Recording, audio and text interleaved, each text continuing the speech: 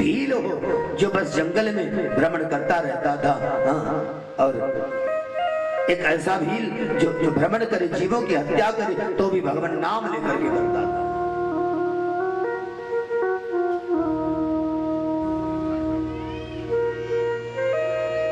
और सत्य दबा, जीवन में यदि कोई कार्य भगवान का नाम लेकर के किया जाए तो वो कार्य जो है भगवान का भजन बन जाता है।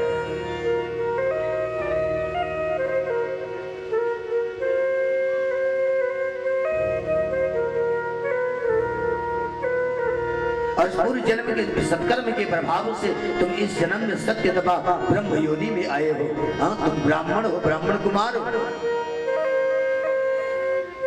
यदि अपने आप को पूरी तरह जानना है तो तुम्हें साधना करनी पड़ेगी, तुम्हें हिमालय जाना होगा।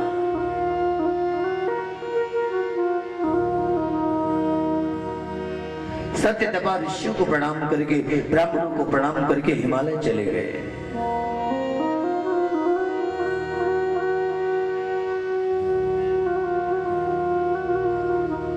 सुभद्रा नदी के किनारे बैठ करके बड़े प्रेम से वृक्ष के नीचे ओम नमो नारायण, ओम नमो नारायण, ओम नमो नारायण, ओम नमो नारायण इस मंत्र का जप करते हैं।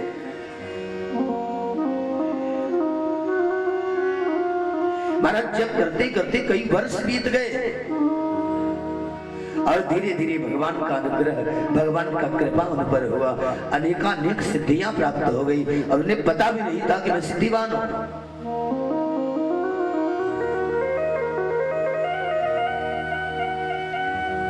जो केवल सिद्धि प्राप्ति के लिए भगवान का भजन करता है, उसको ये पता रहता है कि मेरे पास ये सिद्धियां हैं, इसीलिए उसको सिद्धि का अहंकार हो जाता है। लेकिन जो भक्त है, सिद्धियां उसके पास भी आती हैं, सिद्धियों का मालिक वो भी होता है, लेकिन वो जो चाहता है उसका कार्य हो जाता है। वो भगवान की कृपा समझता है उसको। वो भगवान की कृपा समझता है कि हो गए, लेकिन वास्तव में भगवान का वो कार्य भगवान की सिद्धियां कर देते हैं। वो सिद्धि ऑलरेडी उसके पास आती है। कार्य भगवान की सिद्धि ही करती है, सिद्धि वहां भी कार्य करती है। उसको उसने लक्ष्य रख करके सिद्ध किया, इसलिए उसको अहंकार है। और यहाँ लक्ष्य परमात्मा है, परमात्मा का लक्ष्य रख करके सिद्धि प्राप्त हुई, इसलिए सिद्धि पास होने पर भी अहंकार नहीं है। अहंकार मुक्त है जी। और महाराज एक दिन की बात है कि हवन करने जा रहे थे और लकड़ी मोटी मोटी रखी थी और फिर कहीं से कुल्हाड़ी की व्यवस्था की और उस लकड़ी को काटने लगे। सत्य दबा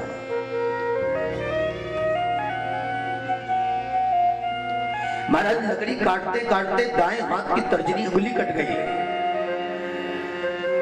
और वृक्ष के नीचे रक्तपात होने लगा है। मांस का कुछ टुकड़ा वहीं वृक्ष के नीचे गिर गया और गिरते ही वो जो मांस का टुकड़ा था वो राख भस्म के रूप में परिणत हो गया।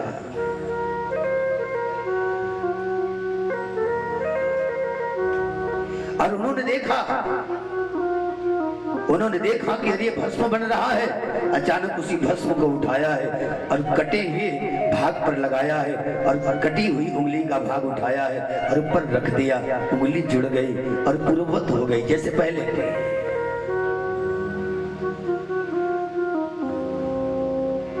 उसी वृक्ष पर किन्नरों का जोड़ा सो रहा था। वो रात्रि में उठकर सवेरे उठ के बैठे थे और ये सब चमत्कार देख रहे थे। किन्नरों का जोड़ा वहां से इंद्रलोक गया है। देवराज इंद्र को बताई सारी बात। देवराज इंद्र की प्रार्थना पर भगवान श्री हरि बाराह नारायण और देवराज इंद्र भगवान श्री हरि बाराह बने और देवराज इंद्र व्याध बने। हाथ में धनुष बाण लेकर के आए उस भक्त के प्रेम की परीक्षा लेने के लिए, उस भक्त के ज्ञान की परीक्षा लेने के लिए।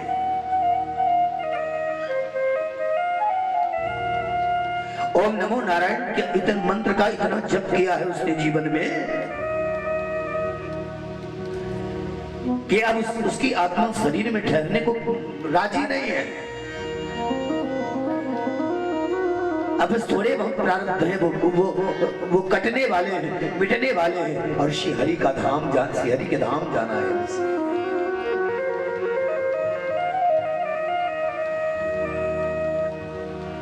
भगवान बारह का रूप धारण करके वो जहां बैठा हवन कर रहा था, बिल्कुल सामने से बड़े तेज गति में दौड़े गए। इतने में पीछे देखता है कि एक पीछे देखते हैं सत्यतपा मुनि कि एक व्याध जो है वो हाथ में बाण लेकर के धनुष लेकर उस पर बाण चला करके वो ढूंढता हुआ आ रहा है, पीछा करता हुआ उस पर आ रहा है।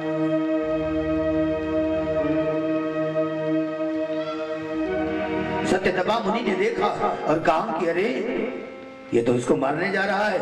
इतने में उस व्याध ने पूछा कि ए मुनिवर, यहाँ आपने किसी विशाल वराह को जाते हुए देखा है? मेरा परिवार भूखा पड़ा है, मैं उसे भोजन देना चाहता हूँ, मैं स्वयं भूखा हूँ, और जब मैंने उसे बाण मारा बिल्कुल उसके मस्तक का भेदन करके उसे लेके जाना है, मेरे परिवार की क्षुधा मिटेगी। सत्यतपा मुनि मन में विचार करते हैं, यदि तुम दर्शयाम विस्मय, यदि मैं कहता हूं कि मैंने देखा है, बोले यदि तुम दर्शयाम विस्मय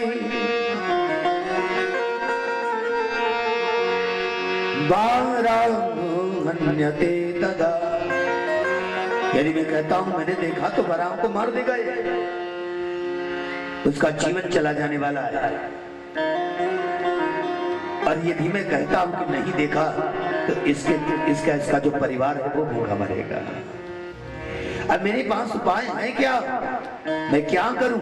अगर सत्य बोलता हूं तो वराह का जीवन जाता है, और यदि सत्य बोलता हूं तो वराह का जीवन जाता है, और यदि झूठ बोलता हूं तो इस व्याध के परिवार के लोग मरते हैं। अंततः भगवान की इतनी बड़ी करुणा हुई कि उसके दिल और दिमाग पर देखा कि दृष्टुम चक्षुरनास्ति श्रवणः, हे व्याध, ये आंखें देख सकती हैं लेकिन बोल नहीं सकती। हर प्राणी के पास देखने के लिए आंख है, दृष्टम चक्षुर्नास्ति जिह्वे वक्तुः,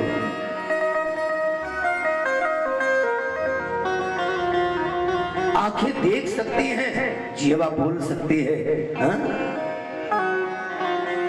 आंखों ने देखा है तो आंखें बोलना नहीं जानती, और जिह्वा बोल सकती है तो उसने देखा नहीं।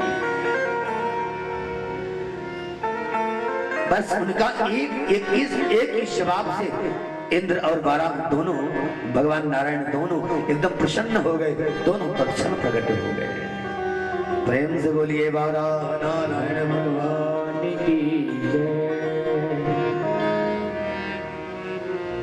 भगवान ने कहा कि सत्यतपा मुनि वरदान मांगो। सत्यतपा ने कहा महाराज, इंद्र देवता और समक्ष आप पधारे, इससे बड़ा वरदान मेरे लिए और क्या हो सकता है?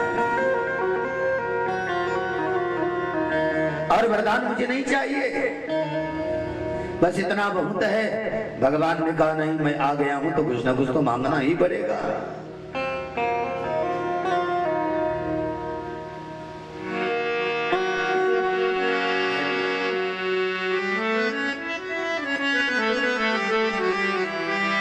बड़े सुंदर श्लोक में वरदान मांगता है।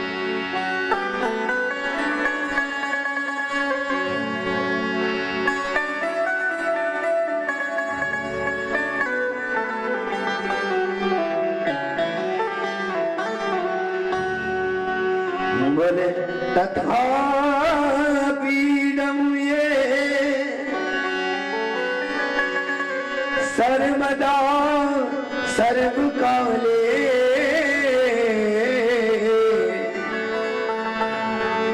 विप्रान विप्रा श्रावयन्ति भक्त्या।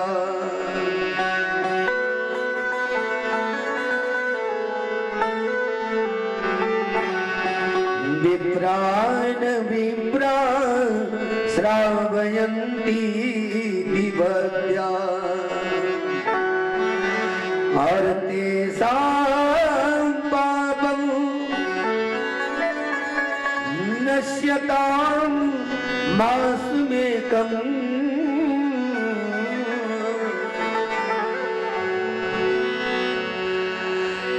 तेषां पापं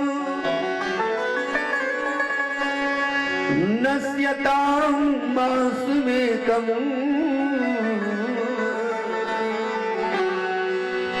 यत् संचितं द्वेष एको वरस्तु यत् संचितं द्वेष एको वरस्तु।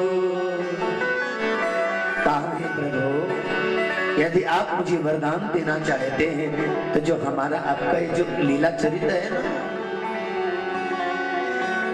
इस शुभ अवसर पर श्रद्धा भाव से जो कोई ब्राह्मण सुनाए उसके 1 माह का पाप नष्ट हो जाए।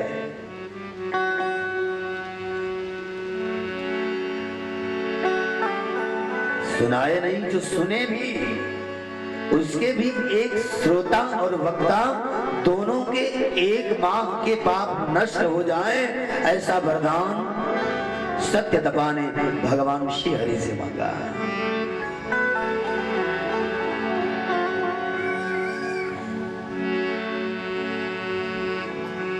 भगवान ने कहा देखो, ये तो जब हम आ गए और स्वाभाविक दर्शन दे दिया, मेरा लीला चरित्र हो गया। और लीला के गान का फल तो ये है, जे यह कथा निरंतर सुनहि मान विश्वास। जो इस कथा को निरंतर विश्वास मान के श्रवण करता है, सारे पाप दूर हो जाते हैं। 1 महीने के पाप की क्या बात है। लेकिन तुमने इस कथानक के लिए 1 माह का पाप, 1 मास का पाप दूर करने की बात की, मैंने तुम्हें दिया।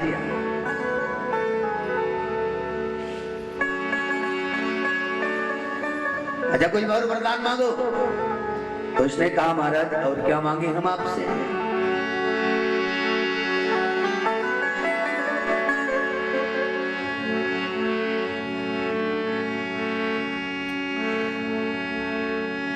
मुक्ति चाहं व्रजामीति, मुक्ति चाहं व्रजामीति, अद्वितीयोऽस्तु वरं मम, द्वितीयोऽस्ति वरं मम। हे भगवान मुझे मुक्ति चाहिए। भगवान ने कहा कैसी मुक्ति। अरे बोले मुझे ऐसी वैसी मुक्ति नहीं, मेरे गुरु के साथ मेरी मुक्ति चाहिए। कितना अड़भंग चेला था। भगवान ने कहा चलो ले चलता हूं। सत्यतपा ने कहा ना ना मैं आपके साथ नहीं जाऊंगा। भगवान ने कहा तो फिर किसके साथ जाएगा। बोले मैं तो अपने गुरु आरूढ़ के साथ जाऊंगा।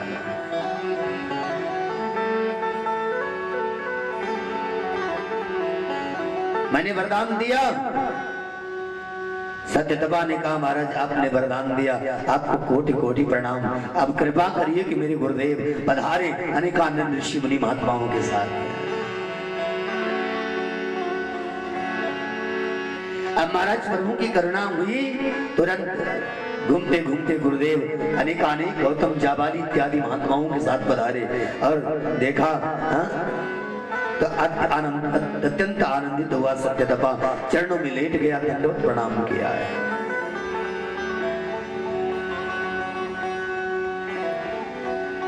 भगवान श्री हरि से कहा कि हे प्रभु बुरा मत मानना, मैंने आपको पूजा है, आपके रूप में नहीं अपने सदगुरु के रूप में आपको पूजा है।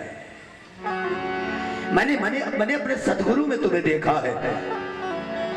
और यदि आप मुझे अपने धाम ले चलना चाहते हो तो मुझे इसी गुरु के रूप में अपने धाम ले चलो। कितना चालाक बुद्धि है। अध्यात्म की दृष्टि से तो गुरु ईश्वर है, सिद्ध कर रहा है। और दूसरी बात, गुरु जी कहीं पीछे न रह जाए, चला आगे बढ़ जाए, गुरु जी को भी साथ लेके चलना चाहिए, है कि नहीं। जैसे सुदीक्षण कहता है श्री रामचरितमानस की रामायण की कथा में, भगवान श्री राम वहां जाने ही वाले थे, लेकिन सुदीक्षण बोल देता है महाराज मैं भी साथ चलूं। बोले इसमें आपका कोई निहोरा नहीं होगा।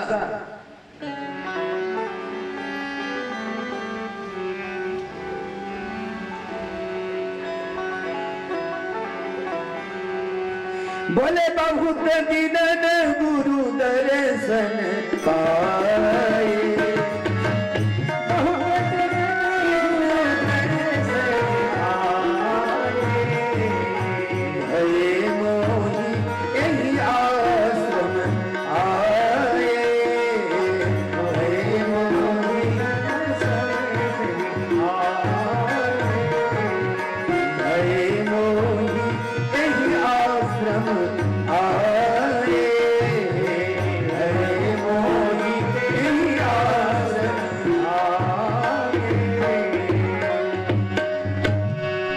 मुझे तो दर्शन मिल गया, मेरे गुरुदेव को भी मिलना चाहिए।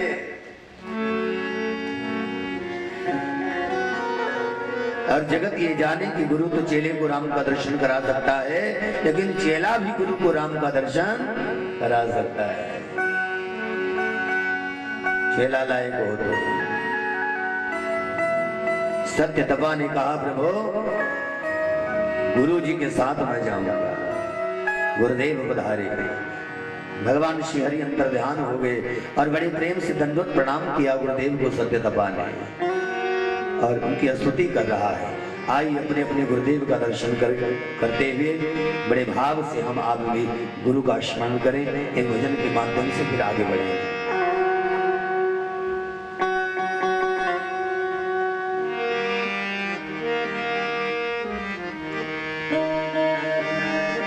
गुरुदेव पधारे हैं, गुरुदेव पधारे हैं, हर कष्ट निवारे हैं, हर कष्ट निवारे हैं,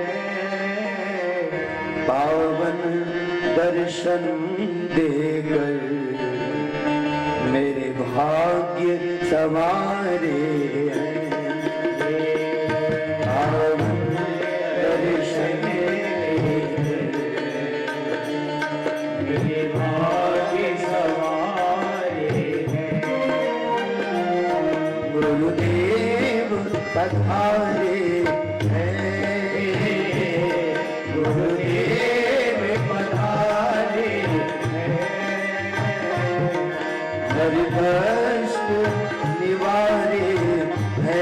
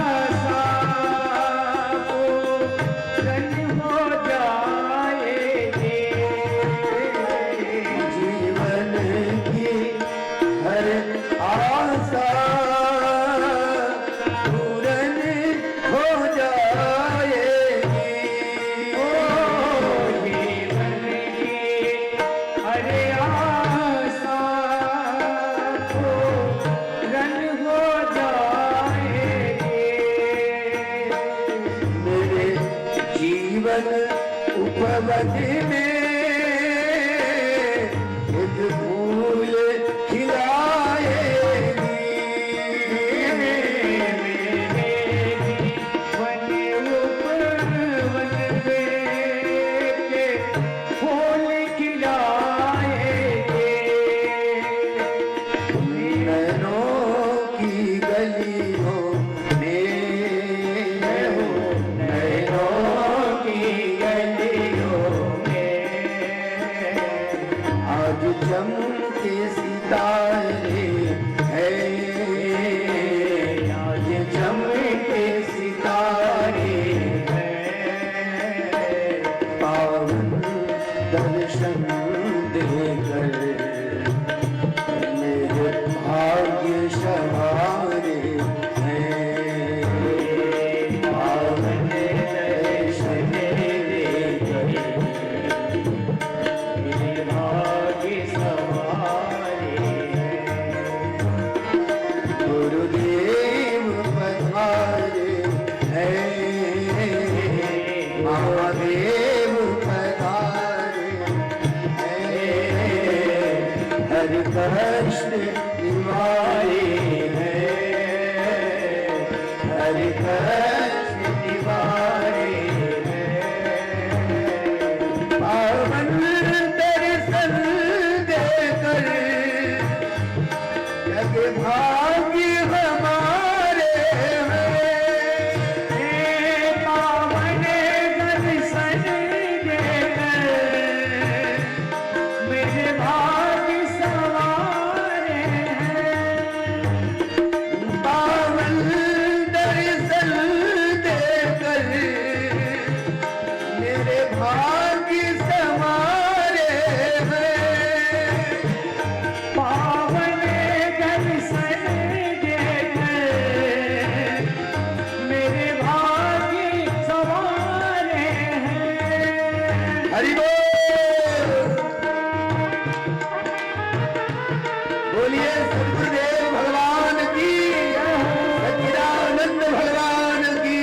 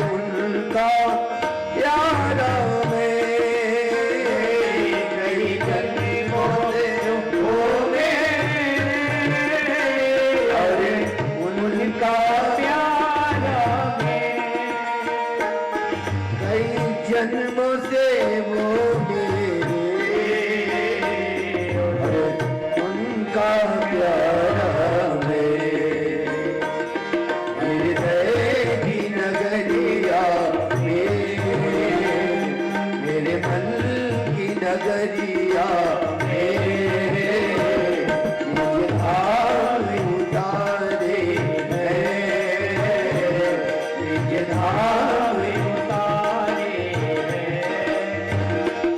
पावन दर्शन देकर मेरे भाग्य संवारे हैं।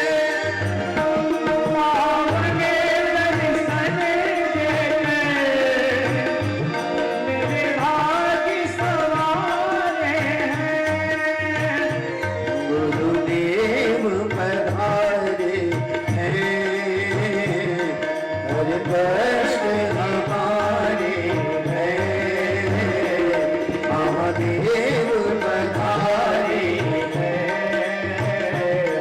हर कष्ट निवारे हैं।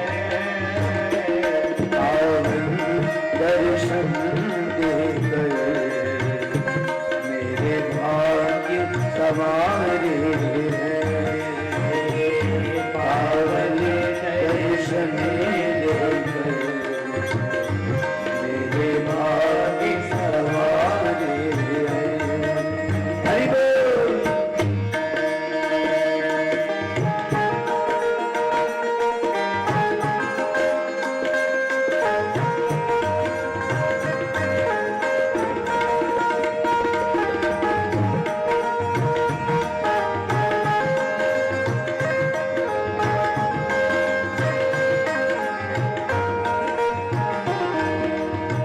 प्रेम से बोलिए शंकर भगवान की जय।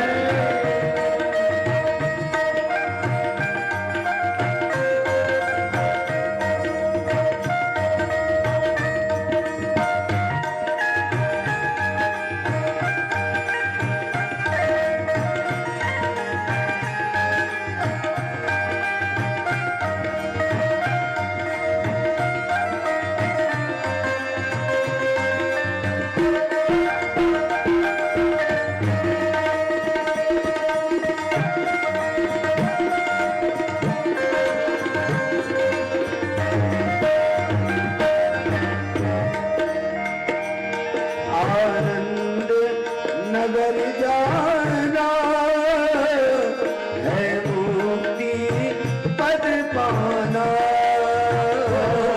आनंद नगर जाना है, मुक्ति मोक्ष पाना।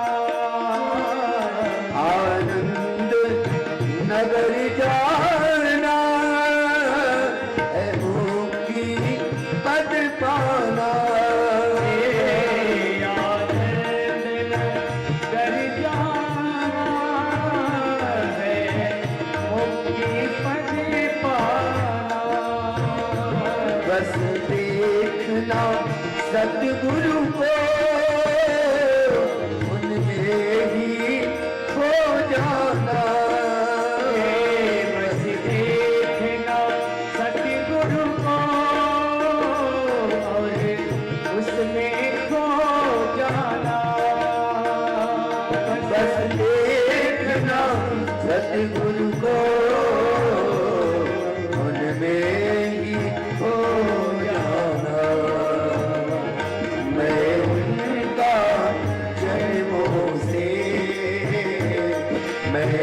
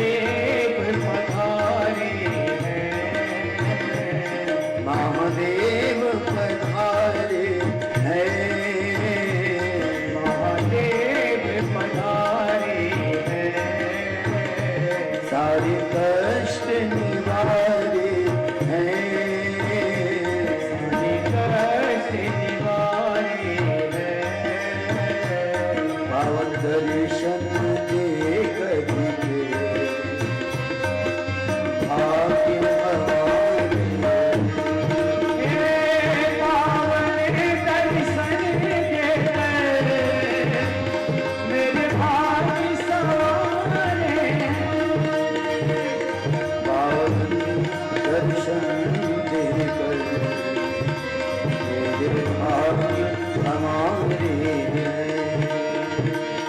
पावन दर्शन देकर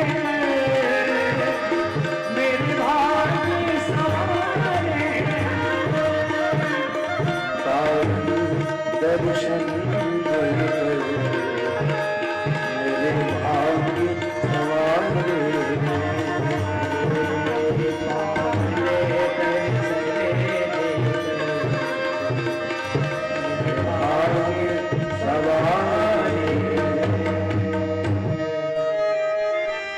महाराज पधारे हैं, गुरुदेव पधारे हैं, महादेव पधारे हैं, महादेव पधारे हैं।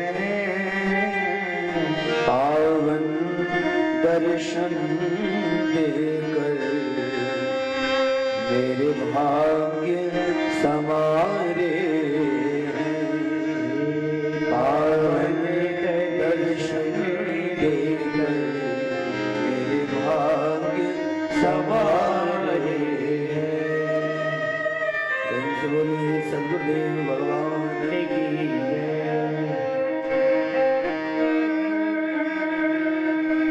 सत्य तपा ने अपने गुरुदेव आरुण की विधिवत पूजा की है।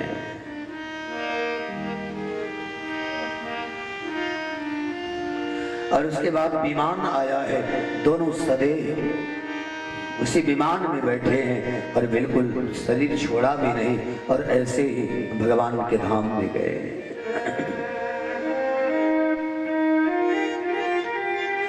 में भगवान के नमो नारायण नाम की महिमा है। नमो नारायण नाम का जप करते करते दोनों ने मुक्ति पद को प्राप्त किया है।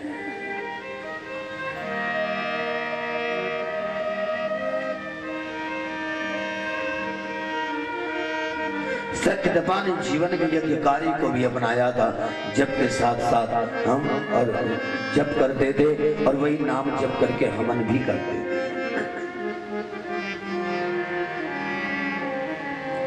पृथ्वी मैया ने कहा बारा भगवान से कि कम दीक्षा यज्ञ कम यज्ञ विधान होती।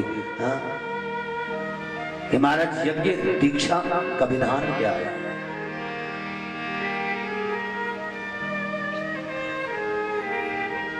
यज्ञ में कैसे लोग बैठ सकते हैं और यज्ञ में भगवान की पूजा कैसे होती है और यज्ञ में कौन सा ऐसा दान किया जाए जिस दान से संपूर्ण दान का फल मिल जाए। भगवान बारह ने कहा देवी विष्णु की जो यज्ञ दीक्षा है वह बिल्कुल सात्विक है।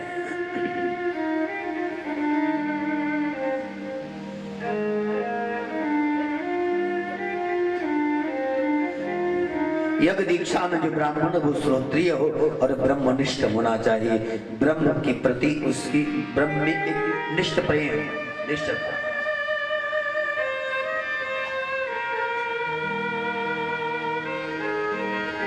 ब्रह्म चिंतनवादी हो ब्राह्मण, ऐसा कहा गया। और जो ब्राह्मण यज्ञ में वर्णित किए जाएं वो गुरुमुख हो, जिसका कोई गुरु नहीं है। विष्णु यज्ञ में उस ब्राह्मण को यज्ञ कराने का कोई अधिकार नहीं है। यहाँ तक कि विष्णु यज्ञ में उस ब्राह्मण को बैठकर जप करने का भी अधिकार नहीं है। वो जप करता है तो पाप करता है, ऐसा विष्णु पुराण और 12 पुराण कहते हैं।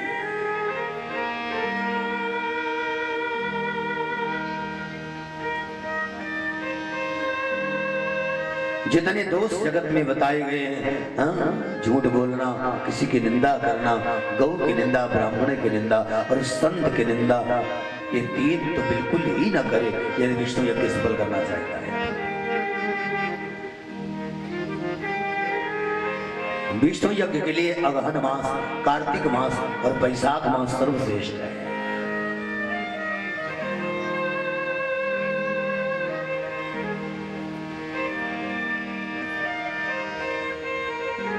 विष्णु यज्ञ में दीक्षित ब्राह्मण यदि एक बार दीक्षित हो जाए तो फिर, वैसे तो सब में, लेकिन विष्णु यज्ञ में विशेष करके कि एक बार दीक्षित हो गया तो उसे बीच में दूसरा यज्ञ कराने का अधिकार नहीं है।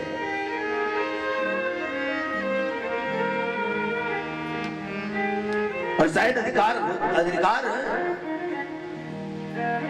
अगर होता तो फिर गुरु वशिष्ठ को श्राप न मिलता, राजा निमि को श्राप न मिलता। क्योंकि राजा निमि ने गुरु वशिष्ठ से कहा कि आप मेरा यज्ञ करा दीजिए। उस समय देवताओं के यज्ञ में चुने गए थे, वर्णित थे।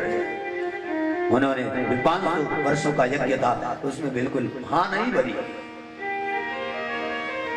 और बाद में फिर बड़ी स्थिति खराब हो, जब लौट के आए उन्होंने मना नहीं किया। उन्होंने सोचा कि भाई इसने ठीक है, मैंने कह दिया देवताओं का, उसके बाद होगा।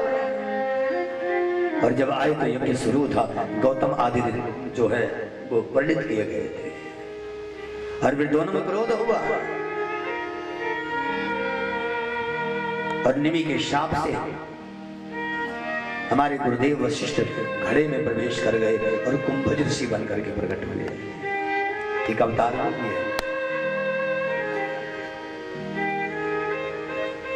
और गुरुदेव वशिष्ठ के श्राप से राजा निमि अर्थात पलकों की एक निमि जो निमिस, हमारी एक पलक जितने भी गिरती है और उठती है इसको एक निमि कहते हैं। अप्रत्यक्ष रूप से पलकों में निवास करने का श्राप दे दिया।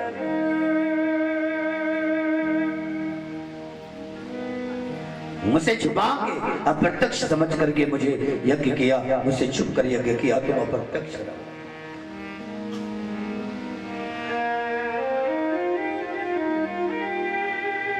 तुम्हारा विष्णु यज्ञ में बिल्कुल ब्राह्मण ऐसा हूं कि जो ये बिल्कुल अब एक बार यहां वर्णित है तो दूसरी जगह वर्णित ना हो। अन्यथा कई ब्राह्मणों के हम देख रहे हैं, कथा में होते हैं, भागवत कथा में, शाम को आएंगे महाराज जी,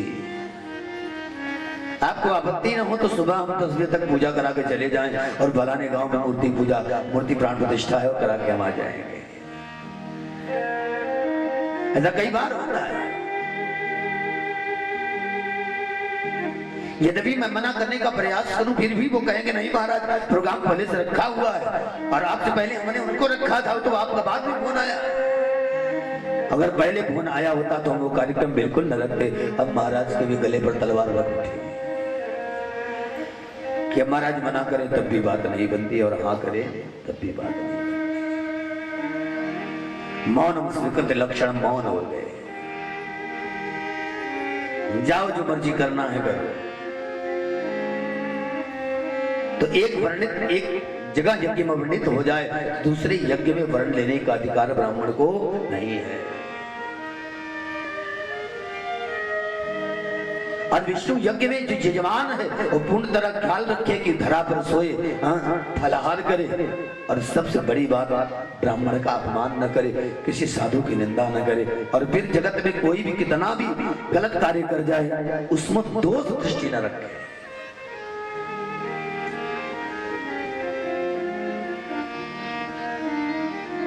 विधिवत भगवान का षोडशोपचार विधि से पूजन करके और यज्ञ करे। भगवान विष्णु को गाय बड़ी प्यारी है, इसीलिए जहां भगवान विष्णु है या उनका अवतार है तो गाय उनके साथ जुड़ी है। संत जुड़े हैं, भक्त जुड़ी है, तो गाय भी जुड़ी है। राम अवतार में गाय जुड़ी है, करोड़ों गायों की गौशाला है अयोध्या में। जहाँ राम स्वयं हाथ में बिल्कुल ये टोकरी में चारा लेकर गौ माता को जाते हैं चारा डालने, तो लक्ष्मण जी पैर पकड़ लेते हैं, महाराज आप बड़े हो, मुझे ये सेवा करने दो। राम अवतार में गाय की सेवा नहीं कर पाए परमात्मा, तो कृष्ण अवतार में छोटे बनकर आए और लक्ष्मण को बड़ा बनाया। परमात्मा का अवतार जहां जहां भी हुआ वहां गाय जुड़ी है उनसे, गाय उनके साथ है, और जो गौ को प्रेम करता है परमात्मा उसको प्रेम करते हैं। जो गायों की रक्षा करता है परमात्मा उसकी रक्षा करते हैं। जो गायों का पूजन करता है, जरा सोचो, जो परमात्मा ब्रज में अवतार लेकर के जिन गायों के पीछे बिल्कुल नंगे पांव घुमा हुआ, गली गली जंगल जंगल काटो कटीलों पहाड़ियों और कंकड़ों में जिसके पाप में पीड़ा सही होगी केवल गौ माता के लिए आज उन गौओं का अपमान जगत में हो, और वो देख कर क्या हरि प्रसन्न होगा। उसने गाय के लिए जिया है, उसने संतों के लिए जिया है, उसने ब्राह्मणों के लिए जिया है,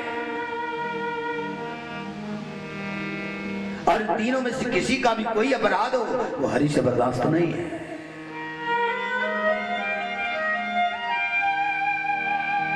एक बार नहीं अनेकों बार भगवान ने अपने लाखों पुत्रों को एकत्र करके समझाया। भगवान कृष्ण ने देखो सब करना,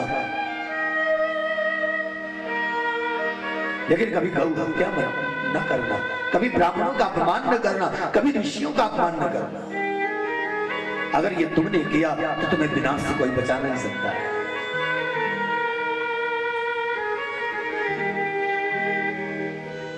भगवान ने बार बार कहा, लेकिन फिर भी देखो वो नहीं, एकदम अटल।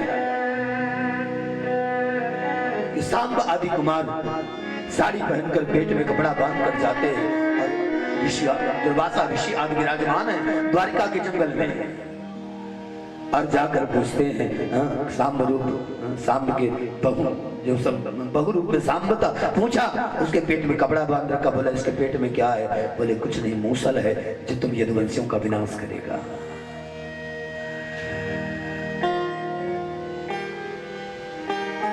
अगर साधारण आध्यात्मिक रीति तो है, भगवान को सारे देवता जो उतर कर आए थे उन्हें परमधाम जाना था, इसलिए एक बहाना हुआ श्राप। लेकिन सांसारिक स्थिति में सामाजिक व्यवस्था को देखें तो ये ब्राह्मण अपमान का फल है कि बिल्कुल सब चले गए। ऋषियों का अपमान का फल है, सब चले गए। विष्णु यज्ञ में गौ दान का बड़ा विशिष्ट महत्व है। वैसे भी हमारे आपके जीवन में गाय के दान का बड़ा महत्व है। और वास्तव में कहते हैं ना शास्त्र कि अगर कपिला एक गौ यदि कपिला दान कर दी जाए तो 1000 गौओं को दान करने का फल प्राप्त होता है। कपिला गौ से बिल्कुल स्वर्ण कलर कर जो गाय होती है।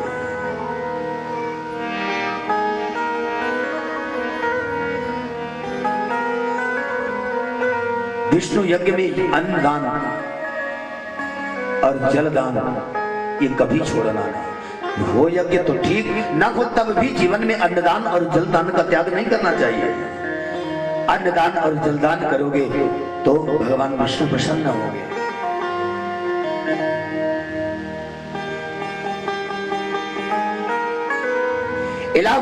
इलावत वर्ष का राजा श्वेत उसने यज्ञ किया और ब्राह्मणों ने बार बार कहा तू अन्नदान कर दे। भगवान वाराह कहते हैं पृथ्वी, ब्राह्मणों ने बार बार कहा कि तू अन्न दान कर दे, जल दान कर दे, लेकिन राजा ने किया नहीं। और यज्ञ के बाद जब विमान उसे लेने आया है ना, यज्ञ का फल उसे मिला कि विमान आया उसे लेने के लिए, विष्णुलोक ले जाने के लिए, लेकिन जब चला तो एक हड्डी उठाकर उसमें बैठ गया विमान में और वही हड्डी चूस रहा है। राजा श्वेत गुरुदेव वशिष्ठ को आश्चर्य हुआ कि आखिर में क्या हो गया है तुझे, ये क्या कर रहा है? तू राजा है, जरा अपने पद की गरिमा की ओर तो ध्यान दे। लेकिन चूसे जा रहा है। बोले ना, बोले महाराज मुझे बड़ी जोर की भूख लगी है,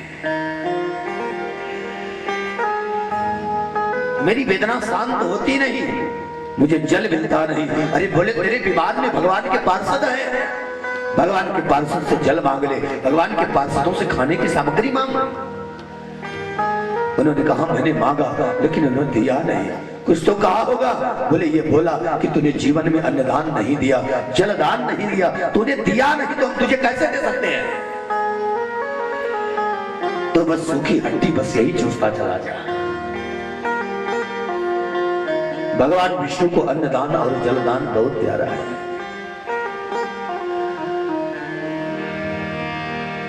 इसलिए जितना हो सके कि आपकी खेती तैयार है, हाँ? अन्न दान दीजिए। जेठ के महीने में लोग जल मिलाते हैं दशहरा को, सुबह से लेकर शाम तक वो जल दान और श्रम दान भगवान को होता है।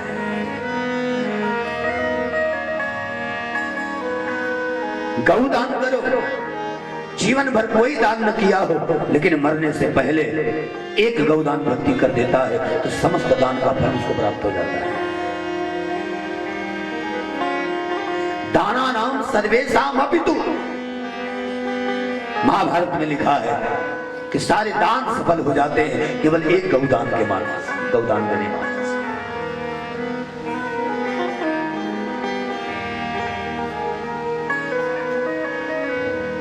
लोग कहते हैं महाराज हमारे पास पैसे नहीं, दान कैसे दें? बड़ी मुश्किल से यज्ञ किया, गौदान कहां से आएगा? अच्छा, इसमें से किसने किसने गौदान दिया है? हाथ ऊंचा करो।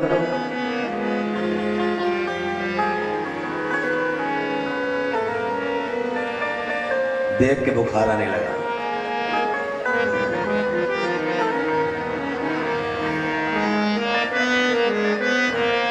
कोई जरूरी नहीं है कि मरते समय ही गौदान हो।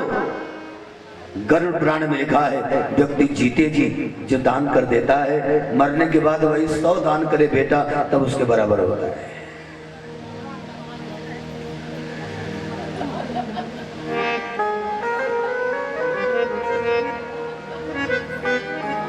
आप कहोगे महाराज इतना पैसे कौन ले आएगा? 22-25 हजार की गाय और ब्राह्मण देवता को 5,000 वाली गाय दो, तो कहने लगे गाय नहीं चाहिए हमको, 1 लीटर दूध देती है। जितना दूध नहीं देगी उतना तो खिलाएंगे इसको, तो ये गाय नहीं चाहिए। महाराज 20-25 हजार के नीचे बढ़िया गाय नहीं मिलती। अच्छा, गऊ का नियम है कि गाय का अंग भंग नहीं होना चाहिए जो आप दान कर रहे हैं। दूसरी बात, गाय के साथ बछड़ा होना चाहिए जो दान की जाती है। बछड़ी, बछिया नहीं, बछड़ा। बछड़ी वाली गाय ना दीजिए। और दुधारू गाय दान देने की बात भगवान श्री कृष्ण ने अपने बच्चों से श्रीमद् भागवत के 10वें स्कंद में कही है।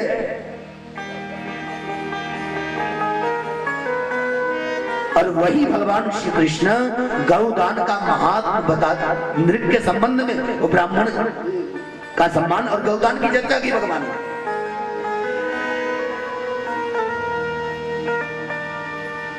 तो दुधारू गाय होनी चाहिए, मोटी ताजी। ये नहीं कि बस ऐसे कर दो और गिर जाए। पता लगा ब्राह्मण देवता को गौ हत्या का पाप लग गया। अरे दान में हल्की चीजें क्या देना, जो देना है तो काम आ जाए। अब देखेंगे भगवान कन्हैया का जन्म है, बर्थडे है तो कपड़ा ले चलना पड़ेगा, तो पूछेंगे दुकान पे जाके सबसे सस्ता वाला दिखाओ कितने का है।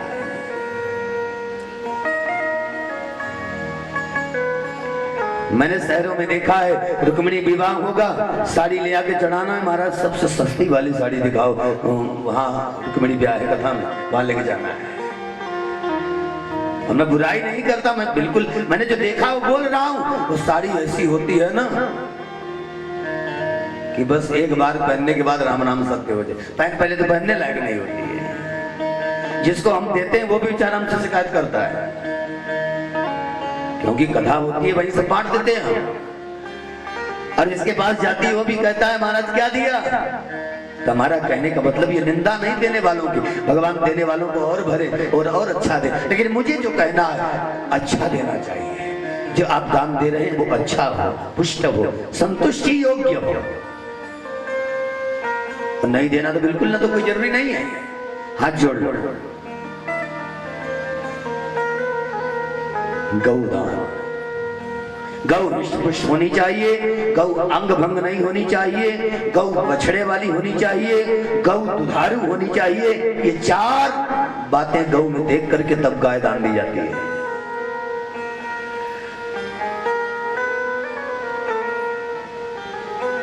अच्छा, कई लोग कहते हैं महाराज हम तो एकादशी व्रत रखते हैं, अब रखते रखते बुढ़ापा आ गया, हम तो उद्यापन करना चाहते हैं, लेकिन कहा करें। पंडित जी के पास गए थे, पंडित जी ने तो 1.5 लाख का खर्चा बता दिया।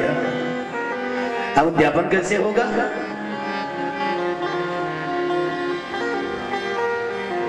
अरे भैया यदि आपके पास धन है तो आपको शास्त्र में जो नियम बताए गए विस्तार पूर्वक आप ज्ञापन करो, क्योंकि आज जितना भगवान के नाम से दोगे उसका 10 गुना भगवान आपको देने वाले हैं। और आगे मिले ना मिले, आज तक उन्हीं का दिया हुआ तो हमने खाया है, उन्हीं के जिलाए हम आप जिए हैं, उन्हीं के चलाए हम आप चले हैं, सब कुछ उन्हीं का उपयोग कर रहे हैं हम, उन्हीं की दुनिया है और उसके लिए हम हिसाब लगाते हैं। हाँ अगर नहीं है तब भी आपका उद्यापन हो सकता है एकादशी व्रत का। कुछ न करो, बड़े प्रेम से ब्राह्मण देवता को बुलाओ, एकादशी के दिन व्रत करो, शाम के समय ब्राह्मण देवता को बुलाओ और बड़े प्रेम से सत्यनारायण भगवान की कथा सुनो। कथा सुन करके सायंकाल ज्यादा व्यवस्था नहीं है तो केवल परिवार भर की व्यवस्था करो, परिवार भर की व्यवस्था खिलाने की नहीं है तो एक पति पत्नी ब्राह्मणों को बुला लो। हाँ वो लक्ष्मी और नारायण के स्वरूप है और प्रेम से उनको बुला के भोजन कराओ, अन्न वस्त्र इत्यादि देकर जो आपसे हो सके, ना हो सके तो जो दक्षिणा हो सके वो आप उनके चरणों में भेंट रखो, प्रणाम करो। हाँ और बड़े प्रेम से उनकी विदाई करो, हो गया आपका एकादशी उद्यापन। अगर सामर्थ्य नहीं है तो एक माई ने कहा अभी 8 दिन पहले महाराज गौधनमा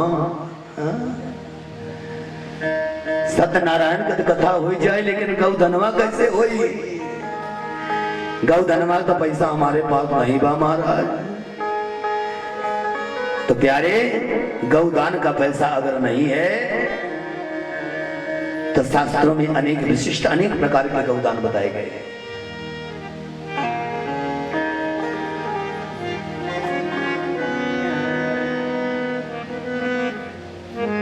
पहले तो यदि गौदान का पैसा नहीं है तो कुछ कम ज्यादा करके हाथ में सुसा लेकर संकल्प करके ब्राह्मण देवता को दे दो।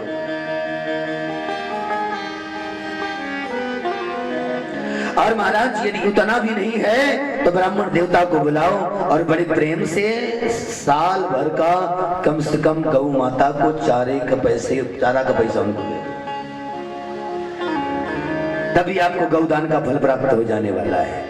हाँ अगर इतना भी नहीं है तो फिर ब्राह्मण देवता को बड़े प्रेम से बुलाइए और 1 महीने के चारे का खर्चा ब्राह्मण देवता को दे दीजिए, बस आपको गौदान का फल प्राप्त हो गया।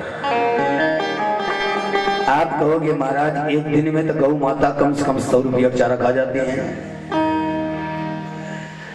अब 100 रुपया का चारा अगर एक दिन में गौ माता खा जाएंगी तो 1 महीना में हो गया 3000।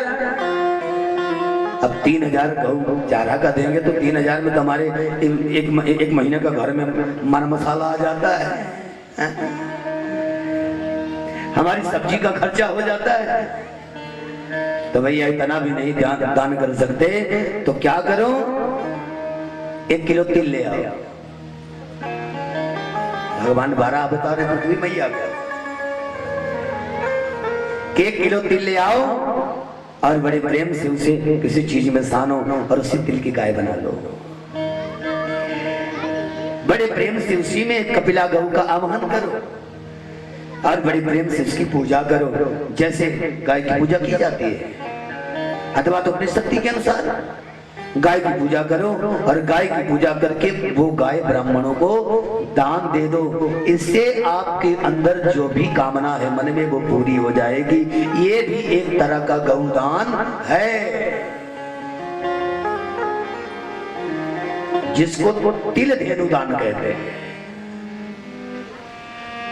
अच्छा अगर ये भी नहीं है तो हमारा तिल भी नहीं है, उसके बाद क्या करें? तो जल तो आपके पास है एकदम सस्ता वाला गौदान।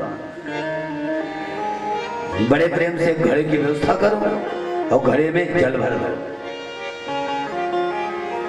भगवान 12 कहते हैं देवी, और उसी जल में उसी घड़े को गौ का स्वरूप समझ करके और उस घड़े की पूजा करें और बाद में वही भरा हुआ घट ब्राह्मण को दान कर दे तो जल धेनु दान करने का फल प्राप्त हो जाता है।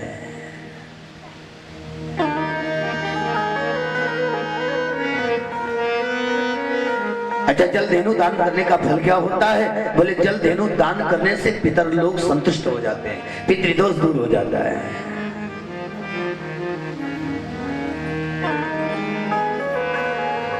अच्छा चौथा दान बताया रस धेनु का दान। आपके पास आपके घर में गन्ना है तो बड़े आराम से उसको पेरवा लीजिए और बड़े प्रेम से उसको घट में रख करके पूरा भर लीजिए और फिर ठीक उसी जल की तरह उसमें धेनु का भाव करके उस घट की पूजा करिए और पूजा करके वो फिर दान दे दिया जाए।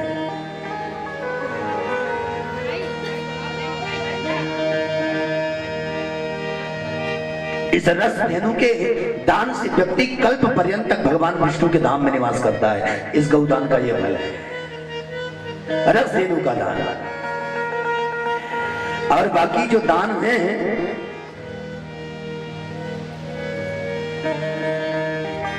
जैसे गुड़ धेनु का दान है, नमक की धेनु का दान है, गुड़ धेनु का जो दान करता है, गुड़ ले आकर के 2-4-5 किलो उसकी गाय बनाओ, साथ में बछड़ा जरूर होना चाहिए गुड़ वाले के साथ, और प्रेम से भगवान को दान कर दो। और बताए 60,000 वर्षों तक 60,000 वर्षों तक व्यक्ति ब्रह्मलोक में निवास, सत्यलोक में निवास करता है, ऐसा भगवान वाराहपति से कहते हैं।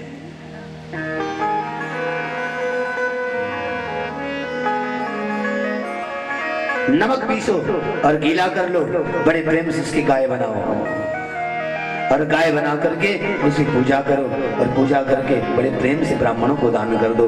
जो नमक की गाय ब्राह्मणों को दान करता है वो महादेव के लोक में चला जाता है, ऐसा भगवान कहते हैं।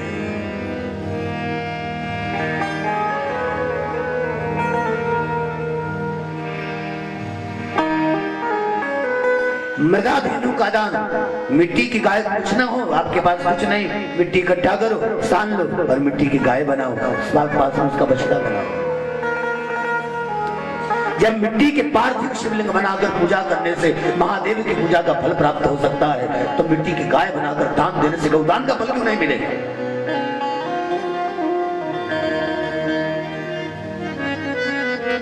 बड़े प्रेम से उस मिट्टी की गौ की पूजा करो और पूजा करके उसे ब्राह्मणों को दान दे दो।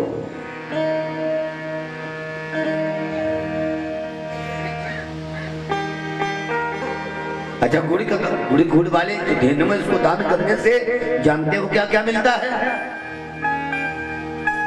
जैसे ये दुकानदार लोग बहुत टेनी मारते हैं वो तराजू में।